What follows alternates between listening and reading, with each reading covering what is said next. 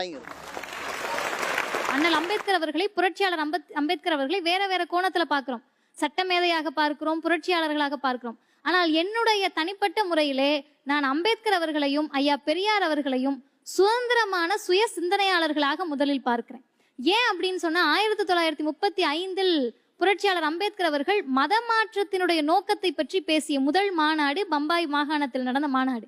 அந்த மாநாட்டில் அவருடைய உரையில் பெரும்பாலும் அவர் பயன்படுத்தக்கூடிய வார்த்தை சுதந்திர சிந்தனை. என்ன காரணம்னு அவரே சொல்றாரு. இப்ப பெரியாரையும் அம்பேத்கரையும் பார்த்தா எல்லாரும் கொண்டாட மாட்டாங்கன்னு நம்ம சொல்றோம். ஆனா நான் நிறைய நாள் யோசிச்சிருக்கேன், அவங்களை கொண்டாடுறதுல இங்க மிகப்பெரிய சிக்கல் இருக்கு. எல்லாருக்கும் சில பேருக்கு ரத்தத்தை பார்த்தா பயம், சில பேர்த்துக்கு நாயை பார்த்தா பயம், சில பேர்த்துக்கு பேயை பார்த்தா பயம்னுவாங்க.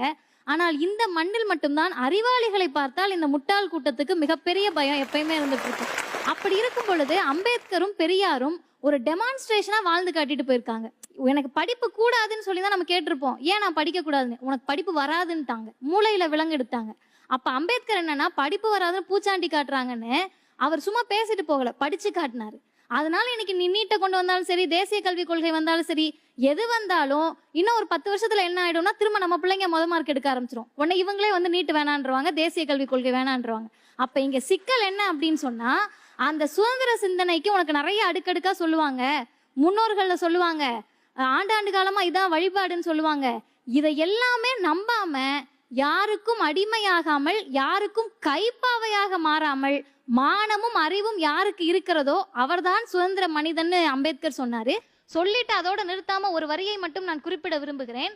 சட்டத்தால் ஒரு விடுதலை வரும், சட்டத்தால் சுதந்திரம் வரும், அது வரைக்கும் இருக்கலான்னு பார்த்தா சட்டம் எந்த விதமான விடுதலை உங்களுக்கு தந்தாலும் சமூகம் உரிமையையும் விடுதலையும் தராத வரை அந்த சட்டம் பயன்படாதுன்னு சொன்னார்.